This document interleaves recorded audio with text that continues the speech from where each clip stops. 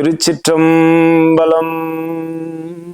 புழியர்கோன் வெப்பொழித்த புழியர்கோன் கடல் போற்றி, ஆழிமிசைகள் மிதப்பில் அணைந்த பிரானடி போற்றி, வாழி திருநாவலூர் வந்தொண்டர் பதம் போற்றி, ஊழிமலி திருவாத ஊர திருத்தால் போற்றி போற்றி. எண்ணிய முடிதல் வேண்டும், நல்லவே எண்ணல் வேண்டும், திண்ணிய நெஞ்சம் வேண்டும், தெளிந்தனல் அறிவு வேண்டும், பண்ணிய பாவமெல்லாம் பருதி முன் பணியே போல, நன்னிய நின்முன் இங்கு நசிந்திடல் வேண்டும் அண்ணாய். அடியேன் இந்த நால்வர் மடத்துல அறக்கட்டளையோட செயலாளராக இருக்கேன். இங்க வரக்கூடிய மக்களுக்கு பிரச்சனைகள் 100% சரியாகிறது. இங்க வரக்கூடிய மக்களுக்கு காணிக்க அவங்க விருப்பப்பட்டது தான். நாங்க 1000 கொடு 500 கொடுன்னு கேட்கறது இல்லை. எளிய பரிகாரம், சிவனுக்கு அபிஷேகம் பண்றது, பால் அபிஷேகம் பண்றது, சின்ன சின்ன பரிகாரங்கள் தான் சொல்லி அனுப்பும். அவங்க விருப்பப்பட்டு பணம் கொடுக்கலாம். வந்து நிறைய பேர் சரியாகி போயிருக்காங்க. வந்து ஆயிரக்கணக்கான மக்கள் இங்க வந்து அவங்களுடைய பிரச்சனைகள் தீர்ந்திருக்கு. அதனால இந்த ஆலயத்திற்கு வந்து வில்வாரணி முருகர் கோயிலுக்கு அடுத்த ஸ்டாப்பிக் சோழவரம், பருவதமலை அடிவாரம். இங்க வந்தா இந்த கோயிலுக்கு வந்தா அவங்க கையாலே அபிஷேகம் பண்ணலாம். அனைத்து வழிபாடுகளும் இங்க பண்ணா சிறப்பாக அவங்களுடைய வாழ்க்கை சிறப்பாக அமையும். திருமண தடை நீங்கும், குழந்தை குழந்தை பிறக்கும். இப்படி எல்லா பிரச்சனைகளுக்கும் தீர்வு உண்டு. அகத்தியர் அருள் வாக்கு தான் ஐயா வந்து சொல்றார். அகத்தியர் அவருக்கு வந்து திருவண்ணாமலை கிரிவலம் வரும்போது அகத்தியருடைய அருள் அவருக்கு கிடைச்சது, அவருடைய காட்சி கிடைத்தது. ஒரு மனித ரூபத்துல வந்து அவர்கிட்ட அகத்தியர் பிச்சை கேட்டிருக்காரு, இவரு கொடுத்திருக்காரு. அது அன்றையிலிருந்து அகத்தியர் அவருக்கு அருள் வாக்கு கொடுத்துட்டு இருக்காரு. இங்க வரக்கூடிய பிரச்சனைகளுக்கு இங்க அமர்ந்து, இந்த ஆலயத்தில் உள்ளே அமர்ந்து அந்த அகத்தியர் அருள்வாக்க அகத்தியரை தியானம் பண்ணிட்டு அவர் பேசுவார். 5 விதமான அடிப்படை பிரச்சனைகளை ஆராய்ந்து சொல்லுவார். அவங்களுடைய முதலாக குலதெய்வம் அவங்க வீட்டுக்குள்ள இருக்கா, குலதெய்வத்துக்கு என்ன பிரார்த்தனை இருக்கா, அது செயல்படுதா பார்ப்பார். அடுத்தது கர்மா, அவருடைய கர்மா இந்த வினையில இந்த பிரிவுல செஞ்சிருக்கலாம், முன் பிரிவுல செஞ்சிருக்கலாம். ஒரு சிலர் நல்லாவே இருப்பாங்க, தர்ம காரியங்கள் பண்ணுவாங்க, அவங்க நிறைய சிக்கல்ல மாட்டிருப்போம். அதுக்கு என்னன்னு பார்த்தா அந்த கர்மா, அதை போக்குறதுக்கான வழிமுறைகள் சொல்லுவோம். அடுத்தது ஜாதக ரீதியா ஏதாவது பிரச்சனை இருக்கா, அதை ஆராய்ச்சி பண்ணுவோம். அதுக்கு அடுத்தது அவங்க வீட்டு வாஸ்து சரியாக அமைக்கப்பட்டிருக்கிறதா, வீடு நிலம்லாம் வாஸ்து சரியாக அமைந்தால்தான் அவருடைய வாழ்க்கை சிறப்பாக இருக்கும். அது வந்து தெரியாம என் வீடு தானே, நான் தானே பணம் செலவு பண்ணேன், என் இஷ்டத்துக்கு கட்டிக்கிறேன்னு கட்டுவாங்க. அப்படி கட்டக்கூடாது. மனிதனுக்கு மூக்கு, கண், செவி எல்லாம் எங்கெங்க இருக்கணுமோ அங்கதான் இருக்கணும். அதை மாத்தி வச்சிருவாங்க. அதனால சில பிரச்சனைகள் ஏற்படும். அதை போய் நாங்களே அந்த வாஸ்து பிரச்சனைகளை சரி பண்ணிட்டு நாங்களே கிரகப்பிரவேசம் பண்ணியிருக்கிறோம். செந்தமிழ் வேத முறையில நாங்கள் திருமணம், கோயில் குடமுழுக்கு, அந்த வீடு கணபதி ஹோமம் இதெல்லாம் நடத்திட்டு வரோம். நிறைய அடியார்களுக்கு போயிட்டு நாங்கள் இந்த பிரச்சனையெல்லாம் தீர்த்து வச்சிருக்கோம். இறைவன் மூலமா அந்த 4 திருக்கரணையால எல்லா நலன்களும் பெற்று சுகமாக வாழ்றாங்க. ஆனால் இந்த கோயிலுக்கு அடியார்கள் வந்து அருள் பெற்று செல்லுமாறு அன்போடு வேண்டுகிறோம். இந்த பக்தி சேனல் வழியாக இதை கேட்டுக்கொண்டிருக்கும் அன்பர்கள் இங்கே வந்து எளிய முறையிலே பரிகாரம் என்பது ஒன்றும் பெரிய விஷயம் அல்ல. பக்தியே பரிகாரம், பதிகமே பரிகாரம். அதாவது இறைவனை பாடினால் போதும். அதாவது திருப்புகழே சொல்லுவார், அழித்து பிறக்க ஒட்டா அயில் வேலவன் கவியை அன்பால் எழுத்து பிழையரகற்கின்றிலாரி மூண்டதென்ன, விழித்து புகையழ பொங்கு வெங்கூற்றன் விடும் கயிற்றால் கழுத்தில் சுருக்கிலிட்டு இழுக்குமன்றோ கவி கற்கின்றதே. நம்ம சேர்த்த பணத்தை ஒரு விதத்திலாவது தர்ம காரியம் பண்ணிடணும். அப்படி தர்ம காரியம் பண்ணலாம், கூற்றுவன்னா யமன், அயில் வேலவன் அழுத்து பிழையற கற்கின்றிலாரி மூண்டதென்ன. ஒரு ஆலயத்துக்கு போகும்போது அவங்க வந்து நம்முடைய வாயால பாடுற மாதிரி தான் பார்ப்பார் சிவபெருமான். அவன் வாயில நமசிவாயாவது சொல்றானா அப்படின்னு கேட்பான். ஐயர்கிட்ட கூட்டு அர்ச்சனை பண்ணிட்டு வர்றதுல ஒன்றும் பிரயோஜனமே இல்லை, நம்முடைய பிரச்சனையை தீராது. இறைவன் முன்னாடி நின்று நம்ம வாயால ஏதாவது ஒரு பதிகத்தை பாடலாம். அப்படி பாடலைன்னா அந்த உயிர் போகும் காலத்துல யமன் கூற்றுவன் வந்து விக்கு விக்குன்னு இழுப்பானான். உயிர் போகவும் போவாது, சரியாகவும் ஆகாது. அப்ப அது சரியாகணும் அப்படின்னா தர்ம காரியங்கள் பண்ணிருக்கணும் அப்படின்னு சொல்றாங்க. அதுக்கான வழியை அதாவது தர்ம காரியங்கள் பண்ணலாம். கோயிலுக்கு நிறைய செலவு பண்ணலாம். இப்படி செம்மையில் அறம் செய்யாரோ திரவியம் சிதற வேண்டி நம்மையும் கல்லையும் சூதையும் பிரம்மன் படைத்திட்டானே என்று விவேக சிந்தாமணி நூல் சொல்லும். நல்ல செம்மையில் அறம், நல்ல தர்மம் பண்ணாதவன், கோயிலுக்கு கொடுக்காதவன், கல்விக்கு செலவு பண்ணாதவன், அதனுடைய பணம்லாம் எங்கே போகும்னா ஆஸ்பத்திரிக்கு, கோர்ட்டுக்கு, இப்படி வீணான வழியில் தான் செலவாகும் என்று விவேக சிந்தாமணி சொல்லுகிறது. அதுபோல ஆலயத்துக்கோ இல்லை தர்ம காரியங்களுக்கோ இந்த பணத்தை செலவிதான் வீண் செலவு ஆகாது. நிறைய பேர் நிறைய லட்ச லட்சமா செலவு பண்ணிட்டு வருவாங்க. இங்க வந்து ஒரு சின்ன பரிகாரம் சொல்லவும் சரியாயிடும். அந்த விதத்துல மக்களுக்கு மிகுந்த அருள் ஆசியை இந்த ஆன்மீக மடம் வழங்கி கொண்டிருக்கிறது. சோழர் நால்வர் மடம் என்ற ஆன்மீக மடம் வழங்கி கொண்டிருக்கிறது. இந்த ஆலயத்திலே தமிழ் மாத பிறப்பு, பௌர்ணமி, அமாவாசை, மகா சிவராத்திரி, இந்த பூஜைகள்லாம் வெகு சிறப்பாக நடந்து கொண்டிருக்கு. மகா சிவராத்திரி பண்ண ஒரு 8 லட்சம் 10 லட்சம் செலவு செய்து இங்கே விழா கொண்டாடுகிறோம். அன்று இரவு முழுக்கும் வரக்கூடிய அடியார்கள், அந்த ஆன்மாக்கள் லயித்து போகிறது. இங்கே அந்த மகா சிவராத்திரி அன்று இங்கே சொற்பொழிவு, வேத பாராயணம், தமிழ் வேத பாராயணம், மாணவர்களை கொண்டும் தமிழ் வேத பாராயணம் பண்றோம். இப்படி அந்த இரவு முழுக்க அவங்க அந்த பதிகத்தை கேட்டுக்கொண்டே இருக்கலாம். ஆன்மீகத்தில் அவங்க லயிக்கிறாங்க இங்க வந்து. அதுபோல ஒவ்வொரு மாத பிறப்புக்கு பூஜை. அப்புறம் அடியார்கள் அவங்க வேண்டுகோளுக்குங்க அவங்களுடைய பிரார்த்தனைகள் நிறைவேற வேண்டி பிரார்த்தனை பண்ணியிருப்பாங்க. நாங்கள் சொல்லியிருப்போம் அந்த பரிகாரம் வந்து இதை பண்ணீங்கன்னா சரியாயிடும் சொல்லுவாங்க. அப்போ வந்து இடையில இப்போ அவங்களே பூஜை பண்ணலாம், அதை செய்கிறோம்.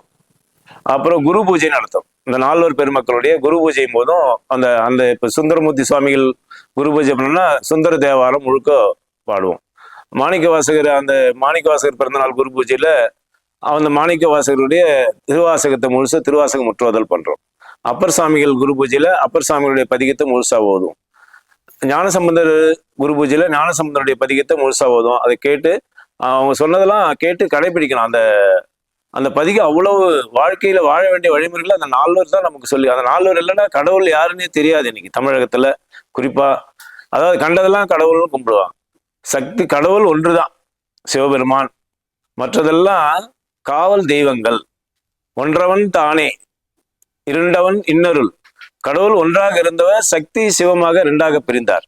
அப்புறம் குடும்பத்தை காட்ட வேண்டும் என்பதற்காக சோமா ஸ்கந்த வரும். சோ உமா ஸ்கந்தர், அதாவது சிவம், சக்தி, விநாயகர், முருகன் இதெல்லாம் சேர்ந்தது சோமா ஸ்கந்த உருவம்னு சொல்லுவோம்.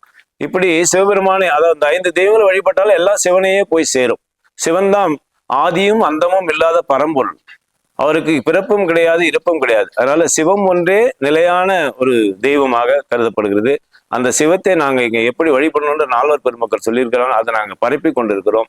சிவத்தை கடைபிடிக்க வேண்டும். சிவம் என்றால் பன்மை, சிவன் என்றால் ஒருமை. சிவம் என்றால் அனைத்து தெய்வங்களும் அதற்குள்ளே அடிக்கும். சிவம், சக்தி, எல்லா தெய்வங்களும் அதற்குள்ளே அடக்கும். அதாவது மனிதனுடைய தலையெழுத்தை மாற்றக்கூடிய சக்தி எந்த கடவுளுக்கு இருக்குதோ சிவபெருமானுக்கு மட்டும்தான். இப்போ சனீஸ்வரன், இப்போ சனி தசை நடக்குதா, சனீஸ்வரன் கோயிலுக்கு போய் 9 சுத்துவாங்க, எள்ளு போட்டல போடுங்க, கொள்ளு போட்டு நிச்சயமா மாற்ற முடியாது நவகிரகங்களால்.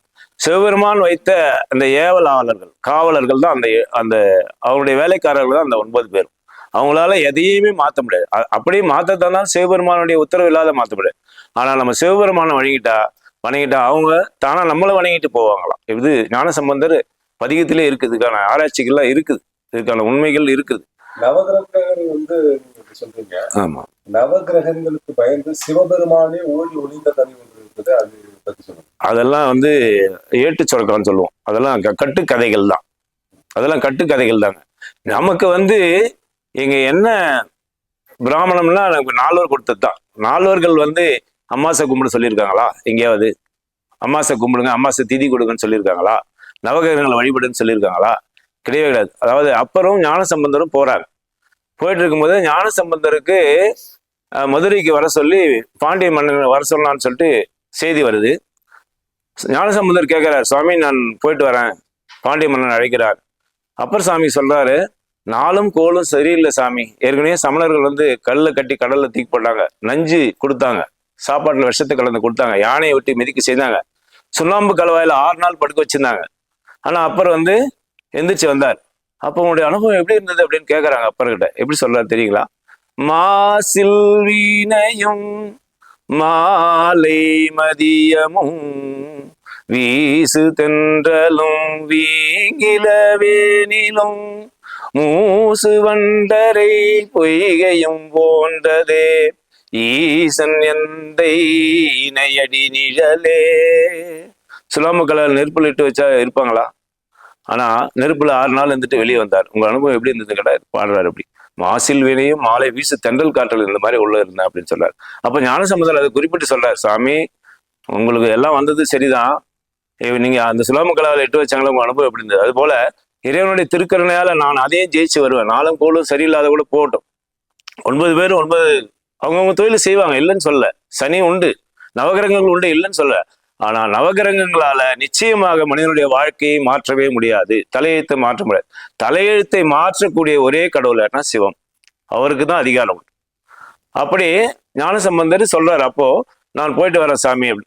அப்போ அதுக்கான ஒரு பதிகத்தை பாடிட்டு போறாரு. அதுதான் இன்னைக்கு உலகம் போல பாடிட்டு இருக்கும். நமக்கு நேரம் சரியில்லையா, சனி திசை நடக்குதா, இந்த ஒரு பதிகத்தை பாடினா போகணும். எல்லாம் என்ன பதிகன்னு சொல்றேன். வேயுரு தோழி பங்கன் விடமுண்ட கண்டன் மிக நல்ல வீணி தடவி மாசரு திங்கள் கங்கை முடிமேலிருந்து உலமே பூந்ததனால் ஞாயிறு திங்கள் செவ்வாய் புதன் வியாழன் வெள்ளி சனி பாம்பிருண்டும் உடனே ஆசரு நல்ல நல்ல அவை நல்ல நல்ல அடியாரவர்க்கு மிகவே என் பொடு கும்படாமைவை மார்பிலங்க இருதேறி ஏழையுடனே பொன்பொதி மத்த மாலை புனல் சூடி வந்தன் உளமே புகுந்ததனால் 9 ஒன்றோடு 7 18 உடனாய நாள்களவைதாம் அன்போடு நல்ல நல்ல அவை நல்ல நல்ல அடியாரவர்க்கு மிகவே. நான் சொல்ல பாட்டுல 9 நட்சத்திரங்கள், 9 கோள்கள், 27 நட்சத்திரங்கள் எல்லாம் நன்மையே செய்ய வேண்டும் என்பது ஞானசம்பந்தருடைய சத்திய வாக்கு. கடைசி பாட்டுல சத்தியம் பண்ணுவார். தேன் அமர் பொழிகளால விலை சென்னல் தொன்னி வளர் செம்பன் எங்கும் திகழ நான் முகன் ஆதியாய பிரமாபுரத்து மறைஞான ஞானமுனிவன் தான் ஒரு கோலும் நாளும் அடியாரை வந்து நலியாத வண்ணம் உரை செய் ஆணு சொல் மாலை ஓதும் அடியார்கள் வானில் அரசாழ்வார் ஆணை நமதே. ஆணைனா சத்தியம். யாராவது சாதாரணமா சத்தியம் பண்ணுவாங்களா? சத்தியம் பண்ணி சொல்றாரு. இந்த பாட்டை படிச்சீங்கன்னா நவகிரகங்கள் உன்னை ஒன்றும் செய்யாது, உன்னை வணங்கி விட்டு போகும். வேறு தோழி பங்கன் சொல்லலாம். அந்த ஒரு கோளறு பதிகம் என்று சொல்வார்கள் அதனை. கோளறு பதிகம், கோள்களுடைய தீமை நிச்சயமாக விலகும். அதனாலதான் அத கடைசி பாட்டுல ஆணை நமதே தேன் அமர் பொழில்களாலே விலை சென்னல் தொன்னி வளர் செம்பன் எங்கும் திகழ நான் முகன் ஆதியாய பிரமாபுரத்து மறைஞான ஞான முனிவன் தான் ஒரு கோலும் நாளும் அடியாரை வந்து நலியாத வண்ணம் உரை செய் ஆன சொல் மாலை ஓதும் அடியார்கள் வானில் அரசாழ்வார் ஆணை நமதே. ஆணைனா சத்தியம். யாரும் அவ்வளவு சீக்கிரம் சத்தியம் பண்ண மாட்டாங்க. ஞானசம்பந்தர் 3 இடத்துல தான் அவருடைய மொத்த 3000 பாடல்கள்ல நமக்கு கிடைச்சிருக்கிற 3000 பாடல்கள்ல 3 இடத்துல தான் சத்தியம் பண்றாரு. மந்திரமாவது நீருன்னு அந்த திருநீறு பூசினா நிச்சயம் உங்களுடைய வினைகள் தீரும், இது சத்தியம். மந்திரமாவது சத்தியமாவது நீர் அப்படின்னு சொல்லுவார் ஒரு இடத்துல. இங்க ஒரு இடத்துல சொல்லுவார் ஆணை நமது. ஆணைனா சத்தியம். சத்தியமாக அடியார்களை, சிவனடியார்களை, சிவனை வழிபடுவர்களை நவகோள்கள் துன்பம் செய்யாது என்பதுதான் அவருடைய உறுதியான வாக்கு. இதைத்தான் நாங்க தமிழ் முறைப்படி அவங்கவுங்க வீட்டுல போய் வேள்வி செய்வோம், செந்தமிழ் வேள்வி செய்வோம். அந்த வேள்வி செய்யும் போது இந்த மந்திரத்தை, இந்த பதிகங்களை கண்டிப்பா ஓதும். ஓதிட்டு நவகிரகங்கள் அவருக்கு எந்த சனி திசை இருந்தாலே, பாத சனி இருந்தாலும் சரி, கண்ட சனி, எந்த சனியாவது நடக்கட்டும், அவங்க நன்மையே செய்ய வேண்டும் என்பது இறைவன் இட்ட கட்டளை. ஞானசம்பந்தர் அப்படி ஒரு வரத்தை வாங்கியிருக்காரு. இந்த பாட்டை படிச்சுட்டு போனா, இந்த சிவபெருமான வணங்கினா, அவருடைய காலை கெட்டியா பிடிச்சுக்கிட்டா நவகிரகங்கள் ஒன்றும் செய்யாது என்பதற்கு இது ஒரு சான்று. அப்போ அப்பர் தடுத்து நிறுத்தியும் அவர் அந்த பதிகத்தை பாடிட்டு போனார். அதே போல ஜெயிச்சு வந்தார். அவருக்கு சமணர்கள் 8000 சமணர்களை கழிவில் ஏற்றினார். அங்க பாண்டியனுடைய வெப்பு நோய் தீர்ந்தது. வெப்பு நோய் தீர்ந்து அவர் நின்ற சீர் நெடுமாறல் பாண்டியனாக மாறினார். சைவத்துக்கு வந்துட்டாங்க எல்லாரும். அப்போ ஒரு நாட்டையே சைவமா மாத்துறது அந்த பதிகம் தான். இந்த திருநீர் மந்திரமாவது நீர், வானவர் மேல நீர், சுந்தரமாவது நீர், துதிக்கப்படுவது நீர், சத்தியமாவது நீர் அப்படின்னு சொல்லுவார். அந்த திருநீரை பூசியே அந்த பாண்டியனுடைய வெப்பு நோயை குணப்படுத்தினார். அதனால சைவத்துல சரியாகாத வேற எதுவும் மற்ற கோடி கோடியா செலவு பண்ணி கூட வருவாங்க, இங்க வருவாங்க. ஒன்றும் இல்லை, அந்த அப்பாவோட திருநீரை கொடுத்து அனுப்புவோம், அந்த பதிகங்களை சொல்லி அனுப்புவோம், பண்ணுவாங்க, சரியாயிடும். அப்புறம் அவங்களா சரியாயிடுச்சு சாமி அப்படின்னு சொல்லி வருவாங்க. இப்படி நிறைய நடந்திருக்கு.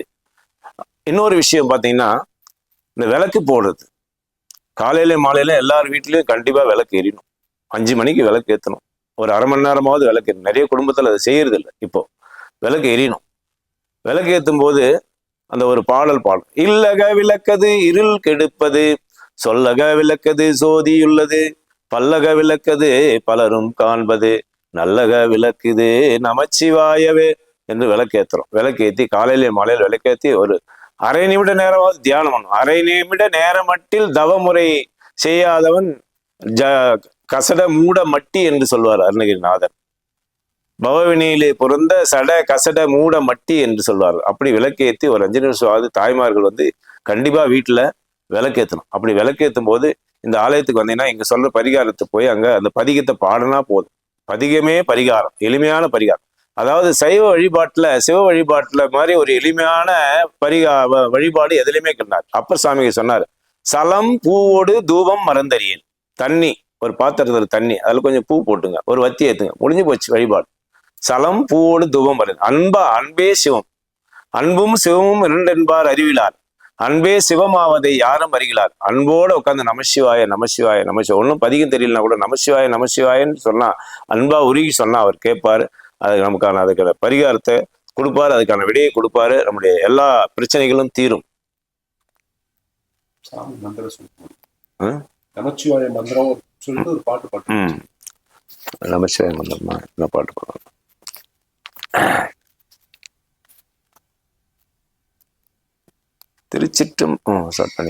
திருச்சிற்றம்பலம். நமச்சிவாயவே ஞானமும் கல்வியும், நமச்சிவாயவே நானறிவிச்சையும், நமச்சிவாயவே நானவென்றேத்துமே. உலகத்திலே பெரிய மந்திரம் நமசிவாய மந்திரம், 5 எழுத்து மந்திரம். இதை சொன்னாலே போதும், 108 முறை நம்மளால முடிஞ்சவருக்க ஜபம் பண்ணணும். அதனால ஓம் நம சிவாய, ஓம் நம சிவாய, சிவாய நம ஓம், சிவ சிவ சிவ சிவ சிவாய நம ஓம், சிவ சிவ சிவ சிவ சிவாய நம ஓம்.